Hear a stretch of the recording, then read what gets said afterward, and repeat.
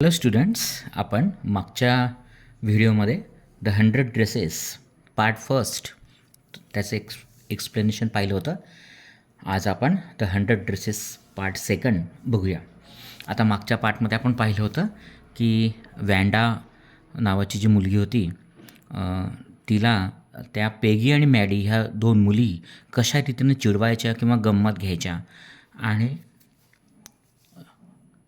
नंतर तिच्या ड्रेसवरनं तिच्या नावावरनं त्या तिला चिडवायच्या. तर हा सगळा पार्ट आपण फर्स्टमध्ये बघितला. आता सेकंडमध्ये तर सुरू करूया. While the class was circling the room, the monitor from the principal's office brought Miss Mason's a note.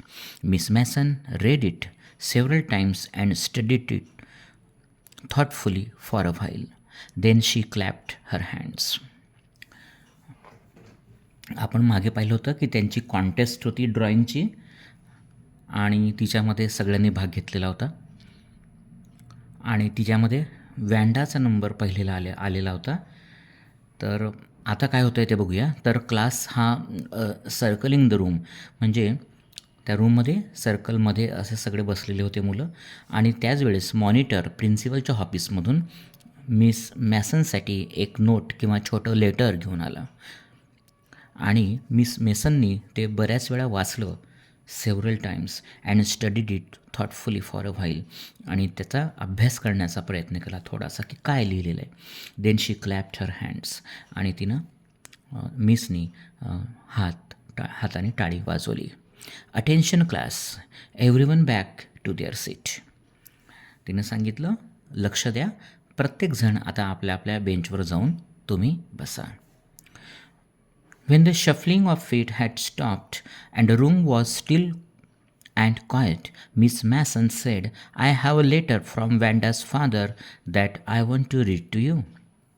आणि ज्यावेळी पायांचे आवाज बंद झाले, पूर्ण वर्ग शांत झाला, त्यावेळी मिस मॅसन म्हटल्या की पत्र हे वॅन्डाच्या वडिलांकडनं आपल्याला आलेलं आहे आणि ते मला तुमच्यासाठी वाचायचं आहे. Miss Mason stood there a moment and the silence in the room grew tense and expectant. Miss mason जशा तिथे थांबल्या, उभ्या राहिल्या वाचण्यासाठी, तसा पूर्ण वर्गामध्ये सायलेन्स निर्माण झाला आणि सगळेजणं अपेक्षेनं पाहू लागलं की काय आहे त्या लेटरमध्ये. The teacher adjusted her glasses slowly and deliberately. Her manner indicated that what was coming, this letter from Vanda's father, was a matter of great importance. आणि मिस मॅसन तिथे उभ्या राहिल्या आणि त्यांनी त्यांचे ग्लासेस हे ॲडजस्ट केले आणि प्रत्येकाला वाटायला लागलं की आता जे वॅन्डाच्या वडिलांनी जे पत्र लिहिलं आहे तिच्यामध्ये काहीतरी असणार आहे, महत्त्वाचं असणार आहे. Everybody listen closely as Miss Mason read the brief note. आणि प्रत्येकजण काळजीपूर्वक ऐकायला लागलं की मिस मेसन काय वाचतायत. Dear teacher, my Wanda will not come to your school any more. त्यावेळेस तिच्या वडिलांचं पहिलं लेटर होतं की माझी मुलगी, माझी वॅन्डा जी आहे ती आता तुमच्या स्कूलमध्ये आता येणार नाही. जेक ऑल्सो, जेक नावाचा मुलगा असेल तोही आता येणार नाही आहे. Now we move away to big city. आणि आता आम्ही आता मोठ्या शहरामध्ये गेलेलो आहोत. No more holler Polack, no more ask why funny name. आता आम्हाला पोलाक नावानं कोणी म्हणणार नाही किंवा आमचं जे नाव आहे कोणी विचारणार नाही की तुमचं नाव हे विचित्र असं कसं नाव आहे. Plenty of funny names in the big city.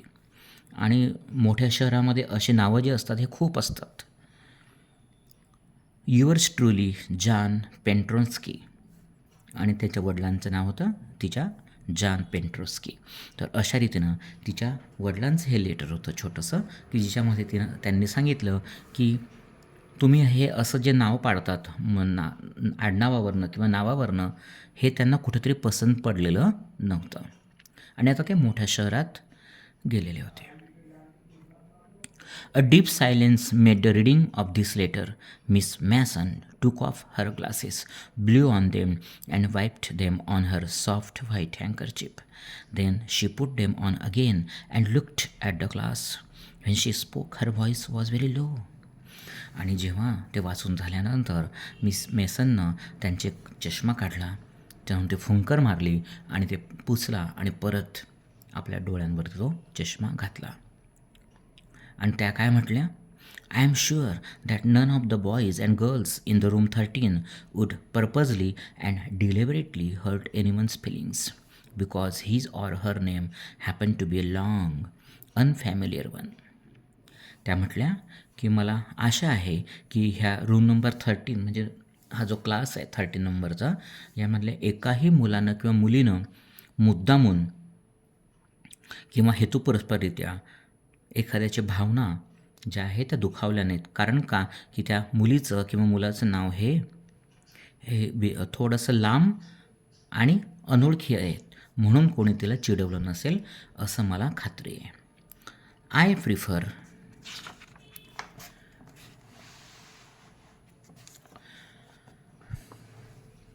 Prefer to think that what was said in thoughtlessness. आणि मला असं वाटतं की जेही बोललं गेलं आहे ते पूर्ण विचारांती नसेल, विचार करून बोललेलं नाही आहे. I know that all of you feel I do that this is a very unfortunate thing to have happened, unfortunate and sad both, and I want you all to think about it. पुढे miss mason म्हटल्या की हे जे गोष्ट घडली ही अतिशय वाईट, दुर्दैवी आणि दुःखकारक आहे असं त्या म्हटल्या आणि यापुढं असं घडू नये. The first period was a study period. Maddie tried to prepare her lessons but she could not put her mind on her work.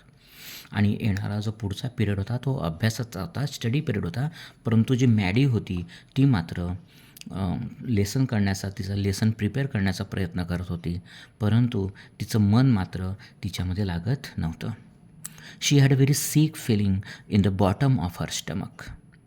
तिच्या पोटातून म्हणजे काय, इथे तिच्या मनामध्ये वेगवेगळ्या भावना येत आहेत. सीक फिलिंग, आजारीपणाची भावना तिच्या मनात निर्माण झाली. True, she had not enjoying listening to Peggy ask Wanda how many dresses she had in her closet. आणि तिला अगदी मनापासून वाटत होतं की ही जी पेगी आहे ती जी वॅन्डाला वारंवार विचारायची की तुला किती ड्रेसेस आहेत तुझ्या कबडमध्ये, हे तिला आवडत नव्हतं. But she had sed nothing, पण ती काही बोलले नाही कधी तिला पेगीला की तू असं बोलू नकोस. ॲज व्हॉट पेगी हॅड डन वर्स, शी वॉज अ कावर्ड. आता शी हॅड स्टूड बाय सायलेंटली, अगदी शांतपणे ती नेहमी ते बाजूला असायची. And that was just as bad as what पेगी हॅड डन. आणि जेवढं पेगीनं जे वाईट केलेलं होतं, चुकीचं केलं होतं, तेवढंच तिनं शांत उभं राहूनसुद्धा तेवढंच वाईट केलं होतं किंवा जास्त वाईट केलं होतं. शी वॉज अ कॉवर्ड, कारण ती भित्री होती. ॲटलिस्ट पेगी hadn't considered they were being mean, but she Maddie had thought they were doing wrong. She could put herself in Wanda's shoes. आता अशा वेळी बघा, ती जी पेगी होती तिला त्यावेळेस कळतही नव्हतं की आपण जे बोलतो आहोत त्या वॅन्डाला ते चुकीचं आहे किंवा अत्यंत दुःखकारक आहे, ती समोरच्याला वाईट वाटेल असं तिच्या मनात कधी आलं नाही. परंतु मॅडीला मात्र मनातल्या मनात कळत होतं की हे जे चाललं आहे हे सगळं हे चुकीचं आहे. आणि का तिला असं कळत होतं, कारण तीसुद्धा गरीब होती वॅन्डासारखी आणि तिला परिस्थितीची जाणीव होती आणि म्हणून तिला वॅन्डाचे जे दुःख होतं ते सुद्धा तिला कळत होतं. पण ती मात्र त्यावेळेस शांत राहिली, पेगीला तिनं विरोध केला नाही. Goodness wasn't there anything she could do if only she could tell Wanda she hadn't meant to hurt her feelings. आता मात्र ती काय करू शकत होती, ती फक्त इतकंच सांगू शकत होती वॅन्डाला की तिच्या मनात असं काहीही नव्हतं की जेणेकरून तिच्या भावना, वॅन्डाच्या भावना दुखावल्या जातील. She turn around and stole a glance at Peggy, but Peggy did not look up. तिने एक चोरटा कटाक्ष पेगीकडे पाहिला, पण पेगीचं मात्र लक्ष नव्हतं. She seem to be studying hard. आणि असं वाटत होतं की पेगी तिचा अभ्यास खूप हार्डवर्क करत होती, खूप ती अभ्यासात गर्क होती. Well, whether Peggy felt badly or not, she Maddie had to do something. She had to find Wanda Petronski. पण तिच्या मनात विचार आला की पेगीला आता वाईट वाटलं आहे की नाही आहे हे महत्त्वाचं नाही आहे. तिला मात्र वाईट वाटत होतं की आपण काहीतरी केलं पाहिजे, आणि तिला काहीतरी करण्याची इच्छा होती. आणि म्हणून काय तर वॅन्डा पेंट्रोन्स्कीला तिला शोधायचं होतं की ती कुठे आहे. Maybe she had not yet moved away. Maybe Peggy would climb the heights with her and they would tell Wanda she had won the contest. That they thought she was smart and 100 dresses were beautiful. आणि तिच्या माताला कदाचित पेगीसुद्धा तिच्याबरोबर येईल, आणि ती जी तिचं जे घर आहे ते घर एका डोंगरावरती आहे, तीसुद्धा तिच्याबरोबर येईल. आणि आपण तिला वॅन्डाला भेटूया आणि तिला सांगूया की खरोखरच तिनं खूप हुशार आहे, आणि तिचे जे 100 डेसेसचं पिक्चर होतं किंवा ड्रॉइंग्ज होतं त्याला पुरस्कार मिळालेला आहे. तिचा पहिला नंबर आलेला आहे कॉन्टेस्टमध्ये.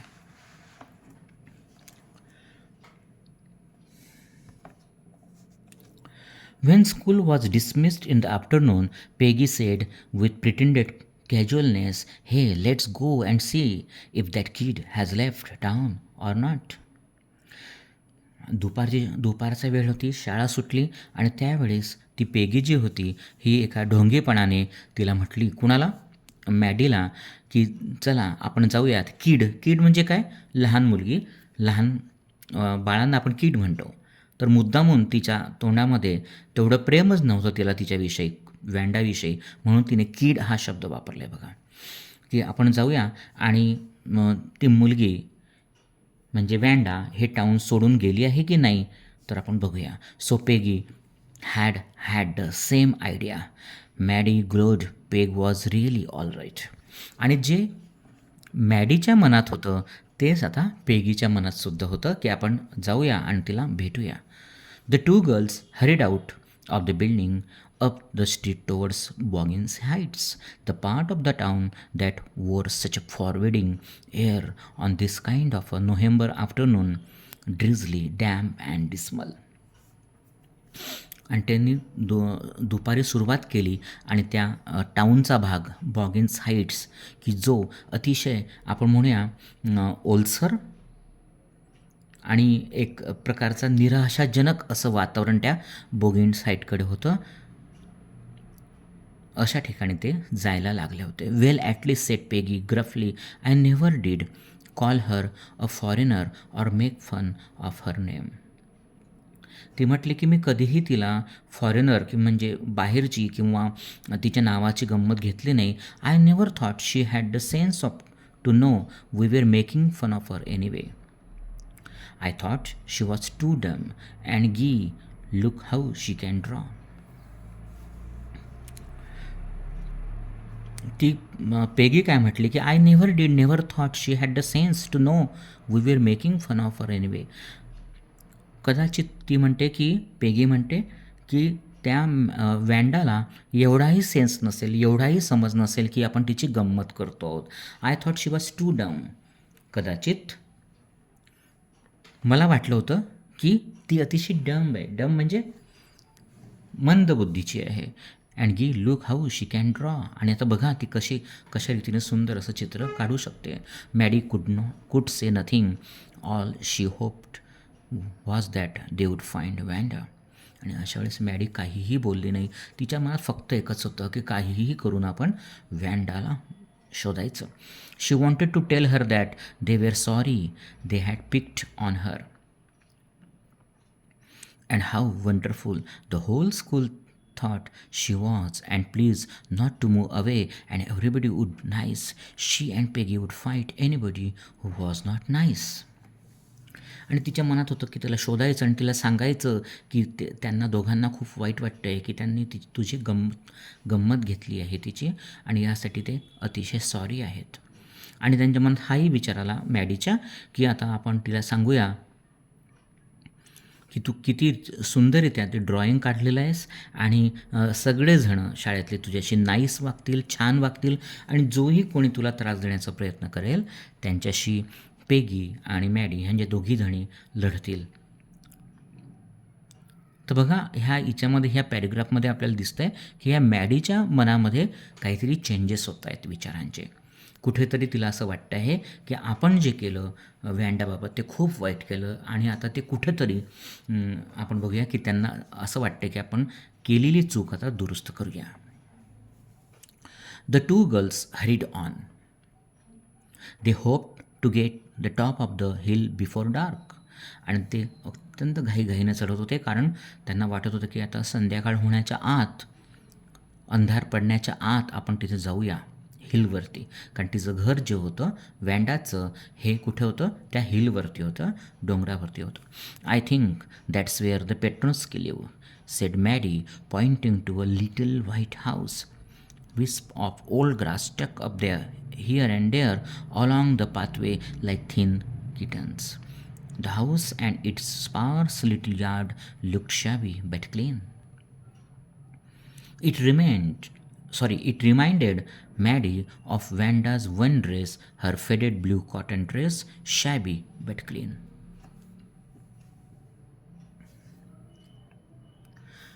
आणि त्याचवेळी मॅडी म्हटली की हे आपल्याला कदाचित हे घर दिसतं आहे. हे तिनं दाखवलं बोटाने की हेच ते व्हाईट हाऊस आहे छोटंसं, की जिथे आजूबाजूला सगळीकडे छोटं छोटं गवत असं पसरलेलं आहे. आणि जो रस्ता होता छोटासा, जो पाऊलवाट होती, त्या रस्त्यानं सगळं गवत होतं. तो जो घराचा एरिया होता तो शॅबी होता, म्हणजे थोडासा अडगडलेल्यासारखा किंवा आपण म्हणूया तेवढा पॉश नव्हता, पण तो क्लीन मात्र होता, स्वच्छ होता. It reminded Maddie of Wanda's one dress, her faded blue cotton dress, shabby but clean. आणि त्यावेळेस मॅडीला तिचा जो वॅन्डाचा जो फेडेड कलरचा ब्ल्यू कलरचा कॉटन ड्रेस होता तो सुद्धा आठवला, की जो शॅबी होता. शॅबी म्हणजे थोडासा भारी नसलेला, परंतु आपण म्हणूया स्वच्छ मात्र तो असायचा. There was not a sign of life about the house. Peggy knocked firmly on the door, but there was no answer. She and Maddie went around to the backyard and knocked there. Still there was no answer.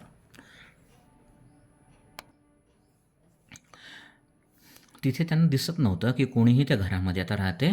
मग पण तरीही सुद्धा पॅगीने काय केलं की त्या दरवाजावरती firmly, अतिशय firmly knocking केलं, खटखटलं, पण मात्र तिथे कोणाचंही उत्तर आलं नाही. आणि त्यावेळेस नंतर ते मागच्या बाजूला गेले, बॅक साईडला गेलं आणि तिथेही मागच्या बाजून त्यांनी नॉकिंग केलं, नॉक केलं, पण कोणाचंही उत्तर मात्र तिथे आलं नाही.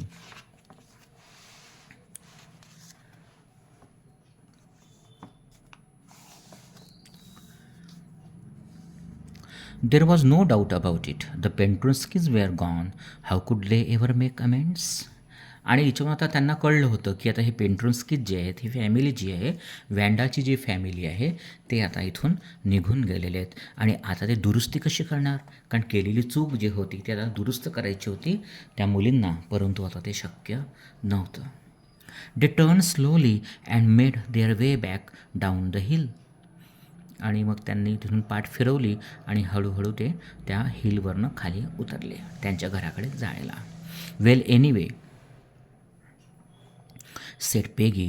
She had gone now, so what can we do? Besides, when I was asking her all about her dresses, she probably was getting good ideas for her drawings. She might not even have won the contest otherwise. आणि त्यावेळेस Peggy म्हटली की बघा, मी तिला नेहमी विचारायची तिच्या कपड्यांविषयी, आणि त्यावेळेस कदाचित तिच्या मनामध्ये आलं असेल की आपले ज्या ड्रॉइंग्स तिनं जे काढलं आणि जे जिंकले, त्या ड्रॉइंगची आयडिया त्यावेळेस तिला आली असेल की ज्यावेळी मी तिला नेहमी वारंवार मुद्दामून तुझ्याकडे किती ड्रेसेस आहे हे विचारायचे.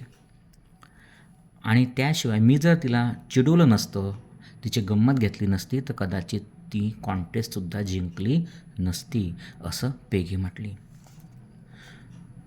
Maddy turn this idea carefully over her head, for if there were anything in it, she would not have to feel so badly.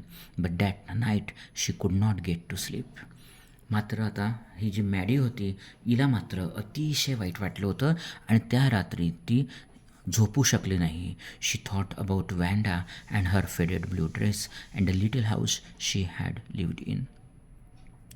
तिला फक्त आणि फक्त रात्रभर एकच विचार होता, वॅन्डाचा, तिच्या त्या फेंट झालेल्या ब्लू ड्रेसचा आणि लिटल हाऊस, छोटंसं हाऊस की जिच्यामध्ये ती वॅन्डा राहायची. And she thought of the glowing picture those 100 dresses made all line up in the classroom. आणि तिला अजून दुसरी गोष्ट आठवत होती की ते 100 ड्रॉइंग्ज की जे एका लाईनमध्ये त्या क्लासरूममध्ये ठेवलेले होते आणि ते अतिशय सुंदर दिसत होते, तेच तिला फक्त आठवत होते. At last Maddie sat up in the bed and pressed her forehead tight in her hands and really thought. आणि ती फटकन उठली आणि आपल्या बेडवरती बसली आणि दोघी हातांनी ते कपाळ होतं तिचं ती दाबायला लागली. आणि अशी ती जी विचार करायला लागली होती ती असा विचार आयुष्यात तिनं आजपर्यंत कधीही केलेला नव्हता. After a long time she reached an important conclusion. आणि खूप खूप विचार केल्यानंतर ती एका कन्क्लुजनवर पोहोचली. कन्क्लुजन म्हणजे काय? निष्कर्ष. She was never going to stand by and say nothing again. आणि तिनं मात्र एक निष्कर्ष किंवा एक रिझल्ट किंवा एक ठरवलं आयुष्यात की कधीही ती कुणाबरोबरही अशा वेळेस उभी राहणार नाही आणि कुणाला काहीही म्हणणार नाही. म्हणजे जसं पेगी त्यावेळेस त्या वॅन्डाला चिडवायची, गंमत करायची आणि मॅडी फक्त तिथं उभं राहायची, पण ती मात्र विरोध करायची नाही. तर तिनं आता ठरवलं की अशा वेळेस कुठेही आपण उभं राहायचं नाही आणि काहीही बोलायचं नाही. If she ever heard anybody picking on someone because they were funny looking or because they had strange name, she would speak up. आणि असं जर कोणी करत असेल की कोणाच्या फनी लुकिंग म्हणजे कोणी जर थोडं वेगळ्या प्रकारचं दिसत असेल किंवा त्यांची नावं थोडी विचित्र असतील तर त्यावेळेस ती त्यांना विरोध करेल. जो कोणी अशी गंमत करत असेल त्याला ती विरोध करेल, even if it meant losing Peggy's friendship. आणि अशावेळी तिला पेगीसारख्या मैत्रिणीची फ्रेंडशिप जरी ती सुटली किंवा तिनं तिची मैत्रीसुद्धा हरवली तरी चालेल, परंतु ती आता मात्र बोलणार असं मॅडीनं ठरवलं. She had no way of making things right with Wanda, but from now she would never make anybody else that unhappy again. आता मात्र ती वॅन्डाची माफी मागू शकत नव्हती किंवा जी झालेली चूक होती ती दुरुस्त करू शकत नव्हती, परंतु मात्र आता अशा गोष्टी आयुष्यात घडणार नाही अशी काळजी आपण घ्यायची आणि कुणालाही दुःखी आपण करायचं नाही असं मात्र तिनं ठरवलं होतं. ठीक आहे.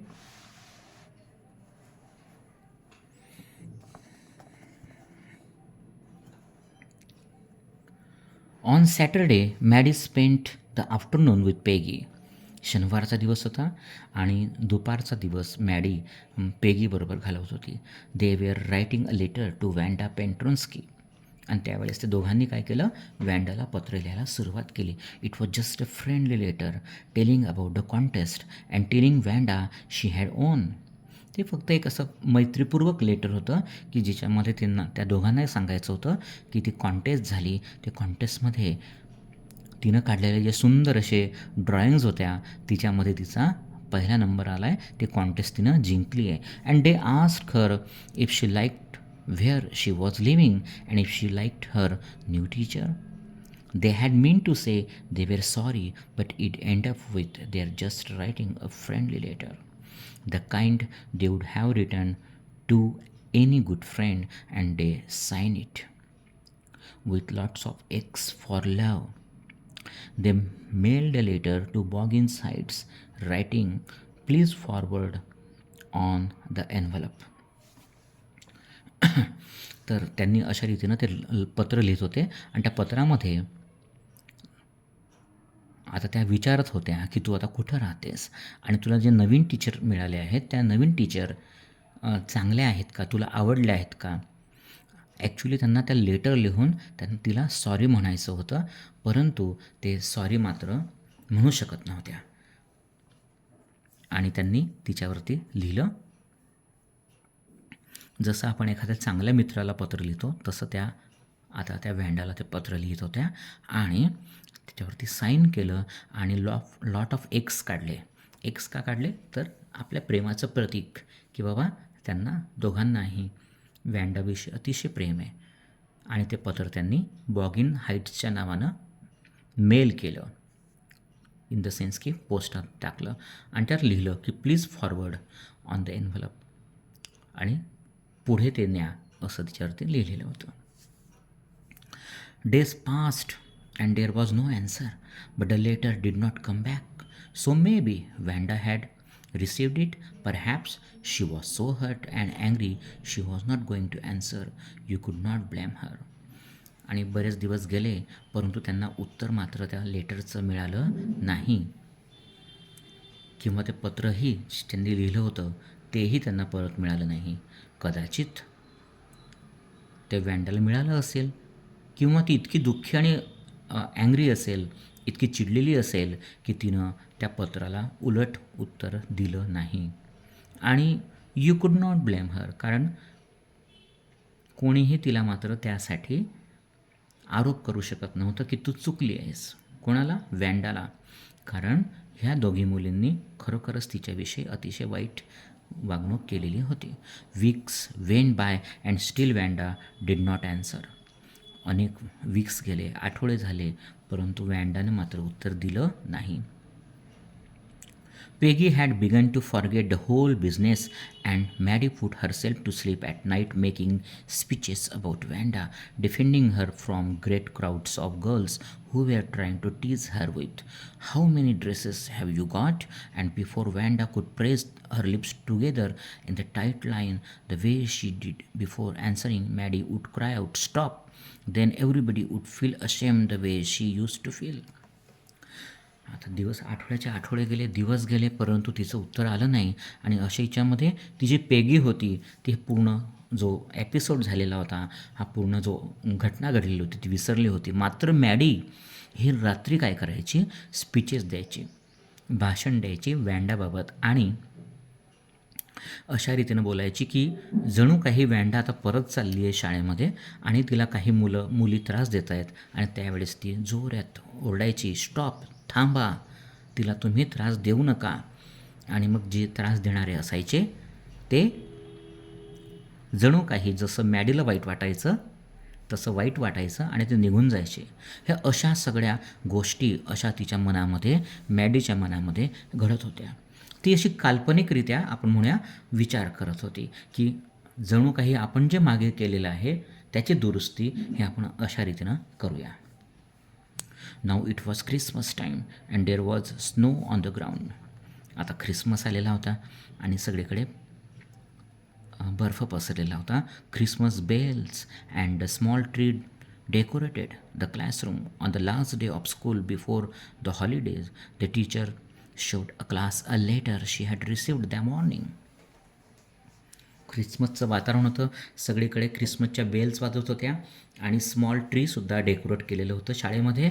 आणि त्या दिवशी सकाळी मात्र टीचरनी एक लेटर आणलं, तिला मिळालं होतं आणि ते वर्गामध्ये घेऊन आल्या.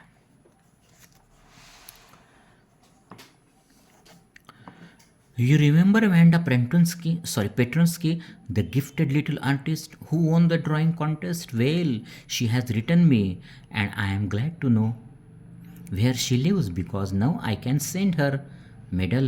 I want to read her letter to you. आणि त्यावेळेस त्यांनी पत्र वाचायला सुरुवात केली आणि त्यात म्हटलं, तुम्हाला आठवतं का वॅन्डा पेट्रोन्स्की, गिफ्टेड लिटल आर्टिस्ट. एक आपण म्हणूया की तिला अतिशय सुंदर अशी ती आर्टिस्ट होती आणि बघा तिनं जी कॉन्टेस्ट जिंकली होती. तर आता तिचा पत्ता पण आता मला मिळालेला आहे, कारण मी आता तिचं जे मेडल होतं ते मेडल तिला आता मी पाठवू शकते, बक्षीस जे आहे तिला पाठवू शकते. आणि त्यांनी ते पत्र वाचायला सुरुवात केली. The class sat up with a sudden interest and listened intently. अचानक संपूर्ण वर्ग शांत झाला आणि त्यांना कुतूहल निर्माण झालं की हे लेटरमध्ये आहे काय. Dear Miss Mason, how are you and room 13. Please tell the girls they can keep those 100 dresses because in my new house I have 100 new ones all lined up in my closet. त्या म्हटल्या, miss mason तुम्ही कशा आहात आणि room 13 आपल्या room नंबरचे 13 जी होती त्यांचा क्लास कशी आहेत. आणि तिने सांगितलं की सगळ्या मुलींना तुम्ही सांगा की जे 100 ड्रेसेस आहेत, जे ड्रॉइंग्ज आहेत ते तुम्ही सगळं ठेवू शकता, कारण माझ्याकडे इथे घरी 100 ड्रेसेस आहेत आणि ते एका लाईनमध्ये मी माझ्या कपाटामध्ये एका लाईनमध्ये माझे सगळे ड्रेसेस ठेवलेले आहेत.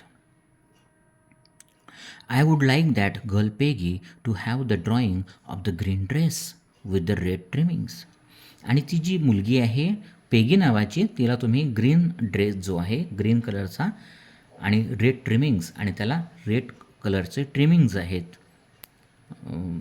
तो जो ड्रेस आहे तो जो ड्रॉइंग आहे ते तिला द्या. And her friend Maddie to have the blue one. आणि मॅडीला ते ड्रॉइंग द्या की ज्याच्यामध्ये ब्ल्यू ड्रेसचं दाखवलेलं आहे. For Christmas I miss that school and my new teacher does not equalise with you. आणि ख्रिसमसचा दिवस आहे, ख्रिसमस आहे, मात्र मी शाळा, आपली जी जुनी शाळा आहे माझी, ती मी मिस करते आणि माझी नवीन टीचर मात्र तुमची बरोबरी करू शकत नाही. Merry Christmas to you and everybody. आणि तिनं सगळ्यांना ख्रिसमसच्या मिसला पण आणि सगळ्यांना शुभेच्छा दिला. Yours truly Wanda Petronski. बघा अशा रीतीनं तिचं पत्र आहे. तर तुम्ही त्यात बघू शकता की जी वॅन्डा आहे ती, त्या मुलीचं मन किती छान आहे, किती इनोसंट आहे, किती निरागस आहे ती, की तिला ह्या पेगी आणि मॅडी बोलायच्या, चिडवायच्या, गंमत घ्यायच्या, तरीसुद्धा तिनं त्यांना एक प्रकारे आपण म्हणूया माफ केलं होतं. आणि ते जे ड्रॉइंग्ज होते 2, ज्याच्यामध्ये एक ग्रीन ड्रेसचं ड्रॉइंग होतं आणि एक ब्ल्यू ड्रेसचं ड्रॉइंग होतं, ते तिनं त्यांच्या मिसला सांगितलं तिच्या की त्या दोघी मुलींना तुम्ही द्या. On the way home from school Maddie and Peggy held their drawings very carefully. आणि घरी येताना, स्कूलमधून येताना त्यांनी ते ड्रॉइंग जे होतं ते अतिशय काळजीपूर्वक सांभाळून त्या आल्या. All the houses had rich and Holy in the Windows. सगळ्या घरांमध्ये विंडोजमध्ये रिच अँड होलीज म्हणजे असे गोल बघा, आपण येशू ख्रिस्त जीजस आहे त्यांच्या डोक्यावरती जो ज्या प्रकारचा आपण बघूया ते एक मुकुट होता काटेरी, त्याच रीतीनं आपण ह्या ख्रिसमसमध्ये रिच तयार केले जातात, गोल असे हार तयार केले जातात. तर ते हार प्रत्येक विंडोजमध्ये दिसत होतं. Outside the grocery store hundreds of Christmas trees were stacked and in the window candy, peppermint sticks and cornucopias of shiny transparent paper were strung. आणि सगळं ख्रिसमसचं वातावरण होतं. सगळीकडे क्रिसमस ट्रीज वगैरे दुकानात ठेवलेल्या होत्या. नंतर शायनी ट्रान्सपरंट पेपर हे सुद्धा तिथे होते. The air smelled like Christmas. आणि त्या ख्रिसमसचं सगळं वातावरण पसरलेलं होतं. And light shining everywhere reflected different colours on the snow. आणि जी लायटिंग होती एक प्रकारचे डिफरंट कलर्स होते लायटिंगचे आणि वेगवेगळ्या गोष्टींचे ते त्या स्नोमध्ये, त्या बर्फामध्ये चमकत होते. Boy said Peggy, this shows the really likes us. It shows she got our letter and this is her way of saying that everything all right and that's that. आणि पेगी म्हटली, बघा हे हिच्याहून वाटतं आहे की वॅन्डाला आपलं लेटर मिळालं आणि म्हणून ती अशा रीतीनं आपल्याशी वागली आहे. आणि सगळे आता ठीक झालेलं आहे. I hope so said Maddy sadly. पण मॅडी म्हटली, ठीक आहे, मलाही असं कदाचित वाटतं आहे. She felt sad because she knew she would never see the little tight lipped Polish girl again and couldn't ever really make things right between them. परंतु ती दुःखी होती, कारण तिला माहिती होतं की जी छोटीशी पॉलिश मुलगी जी आहे, टाईट लिफ्ट, की जी होट नेहमी अशी टाईट ठेवून असायची, बोलायची नाही, शांत असायची. तिला आता मात्र ती कधीही बघू शकणार नाही आणि जे काही चुकीचं झालेलं होतं त्यांच्यामध्ये ते ती दुरुस्त करू शकणार नाही. She went home and she pin her drawing over a torn place in a pink flowered wallpaper in the bedroom. आणि तिच्या घरी गेल्यानंतर बेडरूममध्ये तिनं ते जे ड्रॉइंग होतं त्या एका वॉलपेपरला ते टांगलं. The shabby room came alive from the brilliancy of the colours. आणि ती जी शॅबी अडकळीची रूम होती तिच्यामध्ये आता एक नवीन प्रकारची आपण म्हणूया ऊर्जा आलेली होती त्या कलर्समुळे, त्या पेंटिंगमधल्या किंवा त्या ड्रॉइंगमधल्या कलर्समुळे वेगळंच एक वातावरण त्या रूममध्ये तिच्या निर्माण झालं होतं. She had stood by and said nothing but Wanda had been nice to her anyway. ती काहीच बोलत नव्हती मॅडी, परंतु मात्र वॅन्डा ही अतिशय तिच्याशी मात्र चांगली वागलेली होती. Tears blood her eyes and she guessed for a long time at the picture. तिच्या डोळ्यांमधनं पाणी आलं होतं, अश्रू आले होते आणि ती लांब खूप वेळ त्या चित्राकडे, त्या पेंटिंगकडे पाहत राहिली. Then hastily she rubbed her eyes and studied it intently. ते अत्यंत घाईरीत्यानं तिनं आपले डोळे पुसले आणि ते जे चित्र होतं ते अभ्यास करायला लागले त्या चित्राचा, त्या ड्रॉइंगचा. The colours in the dress were so vivid that she had scarcely notice the face and head of the drawing. आणि तिथं ते ड्रेस जेव्हा ती अभ्यास करायला लागली आणि त्यातले जे कलर्स इतके सुंदर होते की ती एक गोष्ट विसरली. काय विसरली होती? The head of the drawing. Face and head, चेहरा आणि डोकं हे ज्या ड्रॉइंगमध्ये होतं ते पाहण्याचं ती विसरून गेली होती किंवा तिच्या लक्षातही आलं नव्हतं. ते कलर्स इतके सुंदर होते त्या ड्रॉइंगमधले. But it looked like her Maddy, it really looked like her own mouth. White really looked like her own self. Wanda had really drawn this for her. Excitedly, she ran over to Peggy's. आणि त्यावेळेस कळलं की हे तर आपल्या चेहऱ्यासारखं आहे.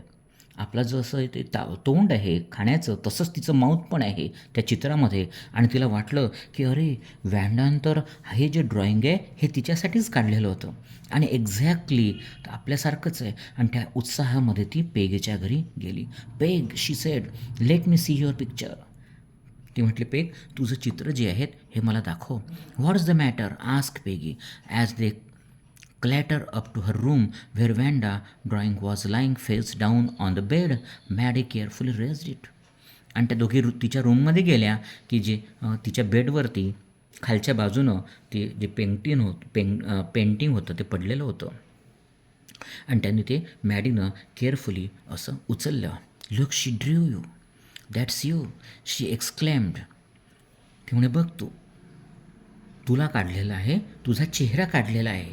And head and the face of this picture did look like Peggy. आणि चेहरा, डोकं हे अत्यंत पेगीसारखंच आहे. What did I say, said Peggy, she must have really liked us anyway. त्यावेळेस पेगी म्हटली, अरे बापरे, हो तर अगदी तंतोतंत आपल्यासारखंच काढलेलं आहे आणि कदाचित आपण वॅन्डाला आवडत असू म्हणून तिनं हे काढलं आहे. Yes, he must have, agreed Maddy. And she blinked away the tears that came every time she thought of Wanda standing alone in that sunny spot in the schoolyard. आणि लागलीच परत तिच्या डोळ्यात अश्रू आले आणि ते अश्रू तिनं डोळे दूर केले. कारण ज्या वेळेस वॅन्डाचा विचार तिच्या मनात यायचा त्यावेळी तिच्या डोळ्यांमध्ये अश्रू यायचे. कुणाच्या? मॅडीच्या. आणि त्यावेळेस ते आठवायची की Wanda standing alone in the sunny spot in the school yard looking stolidly over at the group of laughing girls after she had walked off, after she had said sure 100 of them all lined up. आणि त्यावेळेस ती त्या सूर्यप्रकाशामध्ये आपल्या स्कूलच्या ग्राउंडमध्ये उभी असलेली वॅन्डा हे दिसायची. आणि अगदी आपण म्हणूया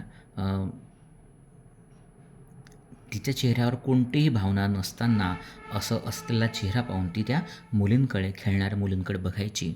असं हे संपूर्ण चित्र वॅन्डाचं त्या मॅडीच्या मनामध्ये आता उभं राहिलं आणि त्यावेळेस विचार sure 100 of them all line up. 100 of them म्हणजे काय? ते 100 ड्रेसेस जे आहेत ते सगळे एका लाईनमध्ये ठेवलेले आहेत. तर अशा रीतीनं हा अतिशय सुंदर असा एक आपण म्हणूया शॉर्ट स्टोरी आहे. याच्यामध्ये तुम्हाला काही अडचण असेल किंवा कळलं नसेल तर नक्की मला विचारा आणि इथे आपण आपला व्हिडिओ थांबूया. थँक्यू.